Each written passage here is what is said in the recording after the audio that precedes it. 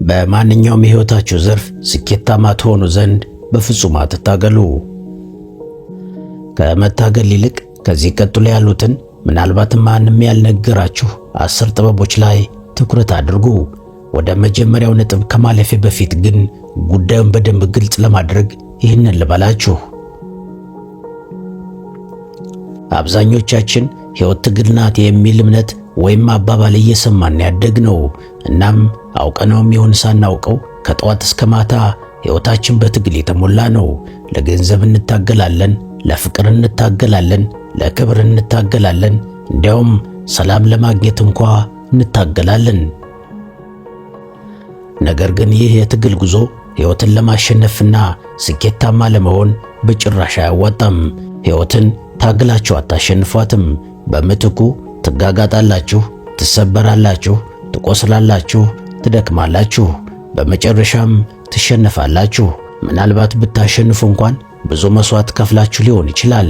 ስለዚህ ሳትታገሉ፣ ሳትጋጋጡ፣ ሳትደክሙ ሕይወትን ታሸንፏት ስኬትም ላይ ትደርሱ ዘንድ የሚከተሉትን 10 እጅግ ወሳኝ ጉዳዮች በመንገዳችሁ ሁሉ አስታውሱ።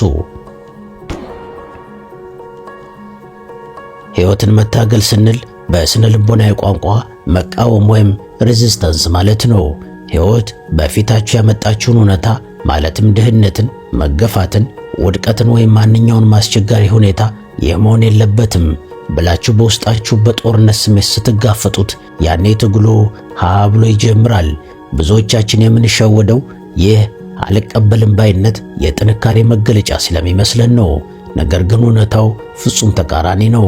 ማንኛውንም ነገር በታገላችሁትና በጠላችሁት ቁጥር ያ ነገር በአእምሯችሁና በስሜታችሁ ላይ ያለው ኃይል እየጨመረ ይሄዳል። በታገላችሁ ቁጥር የሕይወታችሁ ማዕከል የሚሆነው ያው የምትታገሉት ችግር ብቻ ይሆናል። ከዛም ሳታውቁት ለችግሩ ባሪያ ትሆናላችሁ። ይህ ትግል ከፍተኛ የመንፈስ ኃይል መፍሰስ ወይም ኢነርጂ ሊኪንግ ያስከትላል። ሕይወትን መታገል ያቆመ ሰው ግን መጀመሪያ ያለውን እውነታ አሜን ብሎ ይቀበላል። መቀበል ማለት ታዲያ በሁኔታዎች መሸነፍ ወይም እጅ መስጠት ማለት አይደለም። ይልቁንም ያለውን እውነታ በንጹሕ አእምሮ መመልከት ማለት ነው። አንድን ነገር በሰላም ካልተቀበላችሁት በስተቀር ልትለውጡት አትችሉም። ሕጉ የምትቃወሙት ነገር ከእናንተ ጋር ይቆያል። ዋት ዩ ሪዚስት ፐርሲስትስ ይላል። ምክንያቱም ትኩረታችሁንና ኃይላችሁን በሙሉ ለዛ ነገር እየመገባችሁት በመሆኑ ነው። ስለዚህ ሕይወትን መታገል አቁሙ ማለት በሁኔታዎች ላይ የምታሳዩትን ስሜታዊ ጦርነት አቁሙ ማለት ነው። በውስጣችሁ ያለው ትግል ሲቆም አእምሯችሁ ከጭንቀት ነፃ ሆኖ መፍትሄ ማደን ይጀምራል። እውነተኛ ለውጥ የሚመጣው ከትግል ሳይሆን ካላችሁበት እውነታ ጋር ሰላም በመፍጠርና ያንን እውነታ እንደመነሻ በመጠቀም መፍትሄ በመፈለግ ነው። ተፈጥሮን ብንመለከት አንዳችም ነገር ሲታገል አናይም። ወንዝ፣ ጋራና ሸንተረር፣ ገደልና ድንጋይ ሲያጋጥመው ተራራውን ለመናድ ወይም ድንጋዩን ለመጨፍለቅ አይታገልም። ይልቁንም በለዘበና በሰላማዊ መንገድ አቅጣጫውን ቀይሮ እንቅፋቱን ወደ ጎን አልፎ መፍሰሱን ይቀጥላል። ወንዙ እንቅፋቱን ስለማይቃወመው ኃይሉ አይባክንም። መዳረሻውም ወደ ሰፊው ውቅያኖስ ነው። ሕይወትን መታገል ያቆመ ሰው ልክ እንደ ወንዝ ነው። እንቅፋቶችን እንደ ጠላት ሳይሆን አቅጣጫውን እንደሚያሳዩ ምልክቶች አድርጎ ያያቸዋል። ብዙዎቻችን የምንደክመው እንቅፋት በገጠመን ቁጥር ግን ለምን እንዲሆነ ብለን ቆመን ስለምንሟገት ነው። ከሕይወት ጋር መሟገት ደግሞ ጊዜንና ዕድሜን ይበላል። ሁኔታዎች ሲለወጡ አብሮ የመለወጥ ብቃትን ማዳበር ይገባል። አንድን በር ተዘግቶ ስታገኙት በሩን ለመስበር ከመታገል ይልቅ የተከፈተ ሌላ መስኮት መፈለግ አዋጭ መፍትሄ ነው። ይህ ድርጊት ደካማነት ሳይሆን ኃይልን በትክክለኛው አቅጣጫ የመምራት የብልጠት ጥበብ ነው። በትግል ውስጥ ግትርነት አለ። እንደ ወንዝ በመፍሰስ ጥበብ ግን ተለዋዋጭነት ወይም ፍሌክሲቢሊቲ አለ። ይህ ደግሞ የአሸናፊዎች ጥበብ ነው። ስለዚህ ሕይወትን መታገል ስታቆሙና ከሁኔታዎች ጋር መፍሰስ ስትጀምሩ ተአምራዊ የሚመስሉ ለውጦችን ታያላችሁ። ነገሮች ያለ ብዙ ድካም መስመር መያዝ ይጀምራሉ። ይህ የሚሆነው ግን የእናንተን ፍላጎት በሕይወት ላይ ለመጫን መሞከራችሁን ትታችሁ ሕይወት ወደምትመራችሁ የተሻለ አቅጣጫ ለመሄድ ፈቃደኛ ስትሆኑ ብቻ ነው። እንደ ወንዝ የሚፈሰው ፈጽሞ አይቆምም። ድንጋይ ቢበዛበትም መንገዱ ቢጠብም መጨረሻው ሁልጊዜም ድልና መስፋፋት ነው። ሕይወትን መታገል የምንጀምረው ሁሉም ነገር መቆጣጠር እችላለሁ የሚል አደገኛ ስሌት አእምሮአችሁ ውስጥ ሲነግስ ነው። ነገር ግን በሕይወታችሁ ውስጥ እናንተ መቆጣጠር የምትችሉት ራሳችሁን፣ አስተሳሰባችሁንና ጥረታችሁን ብቻ ነው። ያውም ጎበዝ ከሆናችሁና ከቻላችሁ። ከእናንተ ውጭ ያለውን ዓለም ማለትም የሰዎችን ስሜት፣ የኢኮኖሚውን መናጋት፣ የሌሎችን ውሳኔ ወይም የነገን ገጠመኝ በፍጹም መቆጣጠር አትችሉም። የማይቆጣጠሩትን ነገር ለመቆጣጠር መታገል ደግሞ ልክ ነፋስን በእጅ ለመዝገን እንደመሞከር ከንቱ ልፋት ነው። እናም ይሄ ቁጥጥር ቅዠት ወይም ኮንትሮል ኢሉዥን በውስጣችሁ ከፍተኛ ውጥረትና ፍርሃት ይፈጥራል። ሕይወትን መታገል ማቆም ማለት ትኩረታችሁን ከማይቻለው ወደሚቻለው መመለስ ማለት ነው። ብዙ ሰዎች ሌላው ሰው እንዲቀየርላቸው ይታገላሉ፣ ማህበረሰቡ እንዲረዳቸው ይታገላሉ፣ ወይም ያለፈ ታሪካቸው እንዲለወጥ በትዝታ ይታገላሉ። ይህ ሁሉ ትግል ግን የቁጥጥር ጥማት የወለደው መከራ ነው። እውነተኛ ጥበብ ያለው ሰው የሚቻለውን ለማድረግ ድፍረት፣ የማይቻለውን ለመቀበል ትዕግስት፣ ሁለቱን ለመለየት ደግሞ ብልሃት ይኑረኝ ብሎ ይነሳል። መቆጣጠር የማይችለውን ነገር ለፈጣሪ ወይም ለተፈጥሮ አሳልፎ የሰጠ ሰው በትከሻው ላይ የነበረው ግዙፍ ሸክም ይወርድና የውስጥ ሰላሙን ያገኛል። ይህንን የቁጥጥር ቅዠት ስትሰብሩ ኃይላችሁ በሙሉ ወደ አሁናዊ ቅጽበት ወይም the present moment ይመለሳል። መቆጣጠር በማትችሉት ነገር ላይ የምታባክኑት ጭንቀት ሲቆም በምትችሉት ነገር ላይ ለምሳሌ በስራችሁ ጥራት፣ በንግግራችሁ ብስለትና እርባና ላይ የምታሳዩት ውጤትና እድገት ይጨምራል። ብዙ ጊዜ ሕይወትን የምንታገላት በገዛ እጃችን በሳልነው ጠባብ ካርታ ወይም መንገድ ብቻ እንድትሄድልን ስለምናስገድዳት ነው። በዚህ ዕድሜ ይህ መሆን አለበት፣ ይህች ሴት ወይም ይህ ሰው የግድ ሕይወት ያጋር መሆን አለበት፣ ከዚህ ሥራ ውጪ ሌላ አልፈልግም የሚሉና የመሳሰሉት የግድ ይሁን የሚሉ አባዜዎች ትልቁ የትግል ምንጮች ናቸው። የራሳችሁን ግትር ፍላጎት በሕይወት ላይ ለመጫን ስትሞክሩ ሕይወት የምታዘጋጅላችሁ እጅግ ሰፊና የተሻለ ዕድል ከፊታችሁ ይሰወራል። ፍላጎት ጥንካሬ ቢመስልም የግድ ይሁን የሚል ድርቅና ግን የውድቀት መጀመሪያ ነው። ይህ ግትርነት በስነ ልቦናው ዓለም ስሜታዊ ግትርነት ወይም ኢሞሽናል ሪጂዲቲ ይባላል። አንድን ነገር ካላሳካሁት ብላችሁ በጭፍኑ ስትታገሉ ያ ነገር ባይሳካላችሁ እንኳ ሌላ አማራጭ እንዳታዩ አእምሯችሁ ይታወራል። ነገር ግን ሕይወት ከናንተ ዕቅድ በላይ የሆነች ብዙ አማራጮችም ያሏት ግዙፍ ሥርዓት ናት። ምናልባት እናንተ የምትታገሉለት በር ተዘግቶ የሚቆየው ያ በር ወደ ገደል ስለሚወስዳችሁ ሊሆን ይችላል። ሕይወትን መታገል ማቆም ማለት የግድ እንዲህ መሆን አለበት የሚለውን ጥብቅ እምነት ማላላት ማለት ነው። ይህ ማለት ዓላማ ሊኖራችሁ አይገባም ማለት ሳይሆን ወደ ዓላማችሁ ጸንታችሁ በምትሄዱበት መንገድ ላይ ግን ተለዋዋጭ ወይም ፍሌክሲብል ሁኑ ማለት ነው። ስለዚህ ፍላጎታችሁን በግትሩ በሕይወት ላይ መጫን አቁሙ። ውስጣችሁን ለሕይወት አዲስ ዕድሎች ክፍት ስታደርጉ ያልታሰበ ዕድል ወይም ሰረንደፕቲ ወደ እናንተ ይመጣል።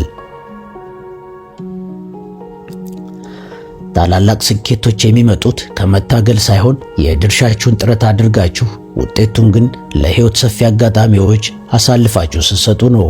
በትግል ወይም በጉልበት የያዛችሁት ነገር በረከት አይኖረውም። በፍቅርና በፈቃደኝነት የመጣ ነገር ግን ሕይወታችሁን ያለመልማል። ማህበረሰባችን ካልደከመህ አታገኝም የሚለውን ሐሳብ አጠንክሮ በመያዙ ብዙዎቻችን ሳንደክም የምናገኘውን ስኬት እንደ ስኬት አንቆጥረውም። ይህ የድካም አምልኮ ወይም ግሎሪፊኬሽን ኦፍ ስትራግል ይባላል። አንድን ነገር ለማግኘት የግድ መሰቃየት፣ ላብ ማፍሰስና መታገል እንዳለብን እናምናለን። በዚህም ምክንያት ሕይወታችንን በቀላሉና በብልሃት መምራት ሲገባን ራሳችንን ወደ ትግልና ወደ ሲቃይ እንከታለን። መታገልን እንደ ጀግንነት ስለምናየው ነገሮች በሰላም ሲሄዱልን እንኳ አንድ ያልታሰበ አደጋ ወይም አጋጣሚ ሊመጣ ይችላል ብለን በስጋት ሌላ ትግል እንፈጥራለን። ይህ ስነ ልቦናዊ ስህተት መልፋትና ውጤት አንድ ናቸው የሚል የተሳሳተ ግምት ይሰጠናል። በእውነቱ ግን ብዙ የለፋ ሁሉ ውጤታማ አይሆንም። ውጤታማ የሚሆኑት በትክክለኛው ጊዜ፣ በትክክለኛው ቦታና በትክክለኛው መንገድ ነገሮችን የሚያከናውኑ ሰዎች ናቸው። ሕይወትን መታገል አቁሙ ማለት ሥራ አቁሙ ማለት አይደለም። ይልቁንም በውጥረት መስራትን አቁሙ ማለት ነው። በውጥረት የሚሰራ ሰው ኃይሉን በውስጡ ትግል ስለሚጨርሰው ለውጤቱ የሚሆን አቅም አይኖረውም። ሕይወትን መታገል ያቆመ ሰው ግን የሚሰራው በደስታና በፍቅር ነው። ያኔ ስራው ድካም መሆኑ ይቀራል። ስለዚህ ከድካም አምልኮ ወጣችሁ በብልሃትና በቅልጥፍና ወይም ኤፊሸንሲ ስራዎችን መስራት ጀምሩ። ምክንያቱም ውጤት የምታመጡት ከትግላችሁ ብዛት ሳይሆን ከትኩረታችሁ ጥራትና ከሕይወታችሁ ጋር ካላችሁ ስምምነት ነው። አብዛኞቻችን ያለፈውን ጊዜ በማሰብ ወይም መጪውን ጊዜ በማለም ብዙ ጊዜ እናሳልፋለን። አሁን ያለውን እውነታ ማለትም የባንክ ሂሳባችሁን፣ ያላችሁን የጤና ደረጃ ወይም ያለባችሁን የሥራ ሁኔታና ጫና አጥብቃችሁ የምትጠሉት ከሆነ ሕይወት የማያልቅ ጦርነት ትሆንባችኋለች። አሁን መሆን ያለበት እንዲህ ሳይሆን እንደዛ ነበር የሚለው ትግል በአሁኑ ቅጽበት ውስጥ ያለውን የሰላም ዕድል ሙሉ በሙሉ ያጠፋዋል። ሕይወትን መታገል አቁሙ ማለት ካላችሁበት የአሁን ጊዜ ጋር ውል ተጋቡ ማለትም ነው። የስነ ልቦናዊ ስምምነት ራዲካል አክሴፕታንስ ይባላል። ብዙዎቻችን አሁን ላይ ያለውን ሁኔታ ስለምንጠላው ከዛ ሁኔታ ለማምለጥ እንታገላለን። ነገር ግን ሁኔታውን ሳንቀበለው ከዛ ማምለጥ አንችልም። አሁን ያለውን እውነታ እንደ ጠላት ስታዩት አእምሯችሁ በጭንቀት ሆርሞን ወይም አድሬናሊን ይሞላል። ከዛም በተረጋጋ ሁኔታ እንዳታስቡ፣ የተረጋጋ ውሳኔም እንዳትወስኑ ያደርጋችኋል። ሕይወትን መታገል ያቆመ ሰው አሁን ያለውበት ሁኔታ ይህ ነው፣ ይህንን ሁኔታ እንደ መወጣጫ እንጂ እንደ ጠላት አላየውም ብሎ ይነሳል። ያኔ ትግሉ ይቆምና ጉልበት ይቆጠባል። ሕይወት ያለችው በአሁን ቅጽበት ብቻ ነው። ትላንት ወይም ነገ በእጃችሁ አይደሉም። በእርግጥም በእጃችሁ ያለው አሁን የሚባለው ቅጽበት ብቻ ነው። እናም አሁንን የምትታገሉ ከሆነ ሕይወታችሁ በትግል ይሞላል። የነገው ስኬታችሁ የሚበቅለው ከዛሬው ሰላማችሁ ነው። ዛሬን እንደ ጠላት እያዩ ነገን በሰላም ማግኘት አይቻልም። ትግሉን አቁሙና አሁን ያላችሁበትን ቅጽበት በሙሉ ልብ ተቀበሉት። ያኔ አሁን ጠላታችሁ መሆኑ ቀርቶ ወደሚቀጥለው ደረጃ የሚያሸጋግራችሁ ታማኝ ጊዜ ጓደኛችሁ ይሆናል። አብዛኞቻችን በበዛ ውጥረትና ራስን በማስጨነቅ ውስጥ ታላቅ ውጤት የሚመጣ ይመስለናል። ነገር ግን እውነታው ፍጹም ተቃራኒ ነው። ውጥረት የቅልጥፍና ጠላት ነው። ሕይወትን መታገል ማለት አእምሮንና አካልን አላስፈላጊ በሆነ ውጥረት ውስጥ መክተት ማለት ነው። በውጥረት ውስጥ ያለ አእምሮ ደግሞ ጠባብ እይታ ይኖረዋል፣ ስህተቶችን ይሰራል፣ እንዲሁም የፈጠራ አቅሙ ይገደባል። ሕይወትን መታገል አቁሙ ማለት ዘና በሉ ወይም ሪላክስ አድርጉ ማለት ነው። ዘና ባለ መንፈስ ውስጥ ያለ ሰው ጥርት ያለ እይታና ፈጣን ውሳኔ የመወሰን ብቃት ይኖረዋል። ይህንን ሁኔታ በስፖርታዊ እንቅስቃሴ ለምሳሌ በሩጫ መመልከት ይቻላል። አንድ ሯጭ ጡንቻዎቹን አጥብቆና ተወጥሮ ለመሮጥ ቢሞክር ሳይርቅ ይዝላል። ከዛ ይልቅ ጡንቻዎቹን ዘና አድርጎ ከእንቅስቃሴው ፍሰት ጋር ሲስማማ ፍጥነቱ በእጅጉ ይጨምራል። ሕይወትም እንዲሁ ናት። በውጥረት ታግላችሁ የምታመጡት ውጤት ዘና ባለ ሰላማዊ መንፈስ ከምታመጡት ውጤት ጋር ሲነጻጸር በእጅጉ ያነሰ ነው። ሕይወትን መታገል ያቆመ ሰው ኃይሉን በውስጣዊ ውጥረት አያባክነውም። ይልቁንም ያንን የተረፈ ኃይል ወደ ተግባርና ወደ ውጤት ይቀይረዋል። ስለዚህ ለዘብ ወይም ዘና ማለት ስንፍና ሳይሆን ጥበብ የተሞላበት የአሰራር ብልሃት ነው። ታላላቅ የጥበብ ሰዎች፣ የፈጠራ ባለቤቶችና ስኬታማ መሪዎች ስራቸውን የሚያከናውኑት በከፍተኛ ሰላምና እርጋታ ውስጥ ሆነው ነው። ውጥረት ካለባችሁ ሕይወትን እየታገላችሁ ነው። ሰላም ካላችሁ ግን ሕይወትን በሚገባ እየመራችሁ ነው። እናም ትግሉን አቁሙና መንፈሳችሁን አዝናኑ። ያኔ አቅማችሁ በብዙ እጥፍ ሲጨምርና ውጤታማነታችሁ ሲገዝፍ ታዩታላችሁ። ከህይወት ጋር ለምናደርገው ግብግብ ትልቁ ምክንያት ሁኔታዎችን በችኮላ የመፈረጅ ልማዳችን ነው። አንድ ገጠመኝ ሲመጣ ወዲያውኑ ይህ ነገር መጥፎ ነው ወይም ይህ ነገር ጥፋት ነው ብለን እንፈርጃለን። እንደዚህ አይነቱ ፍርድ ደግሞ በውስጣችን የመከላከልና የመታገል ስሜትን ይቀሰቅሳል። አንዳንዴ መጀመሪያ ላይ መጥፎ መስሎ የሚመጣ ነገር መጨረሻው መልካም ነገር ሊሆን ይችላል። እናም ህይወትን መታገል አቁሙ ማለት በሁኔታዎች ላይ የምትሰጡትን ፈጣን ፍርድ አቁሙ ማለት ነው። ይህ ጥበብ ገለልተኛ ምልከታ ወይም ነን ጀጅመንታል አዌርነስ ይባላል። አንድ በር ሲዘጋባችሁ ተጎዳሁ ብላችሁ ከፈረጃችሁት በሩን ለመክፈት ትታገላላችሁ። በዚህም ኃይላችሁን ትጨርሳላችሁ። ነገር ግን በሩ ተዘግቷል፣ እስኪ መጨረሻውን ልየው ብላችሁ ከፍርዱ ገለልተኛ ስትሆኑ ሕይወት የተሻለ መንገድ እንድታሳያችሁ እድል ትሰጣላችሁ።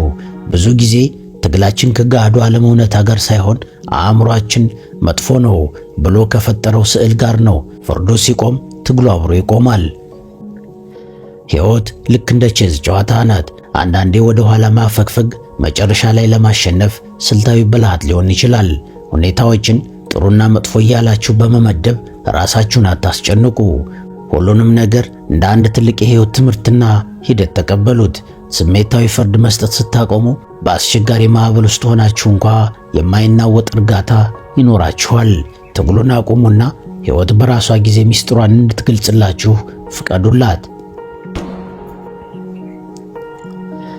እውነተኛው የሕይወት ኃይል ያለው በጩኸት በሩጫ ወይም በግትር ትግል ውስጥ አይደለም። ትልቁ ኃይል ያለው በሰላምና በዝምታ ውስጥ ነው። ብዙዎቻችን የምንሸወደው የበለጠ በታገልኩ ቁጥር የበለጠ ኃይል አለኝ ብለን በማሰባችን ነው። ነገር ግን መታገል የኃይል መበተን ወይም ስካተሪንግ ኦፍ ኢነርጂ ምልክት ነው። ጥበበኛ ሰው ኃይሉን በውስጡ ያከማቸ ወይም የቆጠበ ሰው ነው። ሕይወትን መታገል አቁሙ ማለት ኃይላችሁን በውጫዊ ግጭቶች ከመጨረስ ይልቅ ወደ ውስጥ መልሳችሁ የውስጥ ጥንካሬያችሁን ገንቡበት ማለት ነው። ይህ ጥበብ አለማድረግ ወይም ነን ዱይንግ ከሚለው ጥንታዊ የፍልስፍና ትምህርት ጋር ይያያዛል። ይህ ማለት ዝም ብሎ መቀመጥ ሳይሆን አላስፈላጊ በሆነ ጥረት ውስጥ አለመግባት ማለት ነው። በትግል ውስጥ ያለ ሰው ሁልጊዜም ተከላካይ ወይም አጥቂ ነው። ይህም አእምሮ ዘወትር በስጋት ውስጥ እንዲሆን ያደርገዋል። ሕይወትን መታገል ያቆመ ሰው ግን ታዛቢ ነው። ሁኔታዎች ሲመጡ በዝምታ ይመለከታል። በትክክለኛው ጊዜ ደግሞ አነስተኛ ኃይል ተጠቅሞ ትልቅ ለውጥ ያመጣል።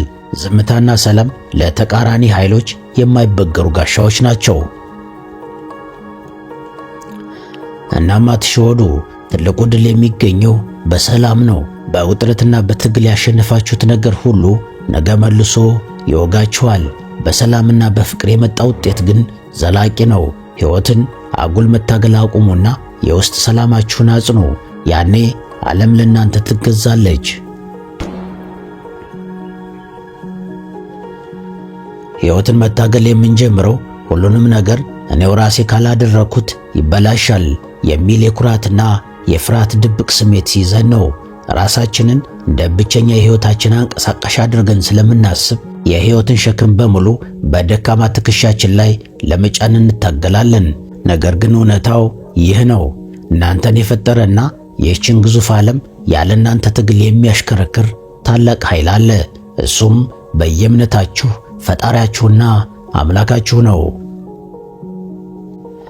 ሕይወትን መታገል አቁሙ ማለት ችግሮቻችሁን፣ ፈተናዎቻችሁን፣ ራሳችሁን ለዚህ ታላቅ አባት አሳልፋችሁ ስጡ ማለት ነው። እንደዛ ስታደርጉ ከታላቁ የፈጣሪ ጥበብ ጋር ትገናኛላችሁ። አንዲት ዘር መሬት ላይ ስትወድቅ ያለ ቀኗ እንድትበቅል አትታገልም። ፀሐይ እንድትወጣ አትታገልም። ዝናብ እንዲዘንብ አትታገልም።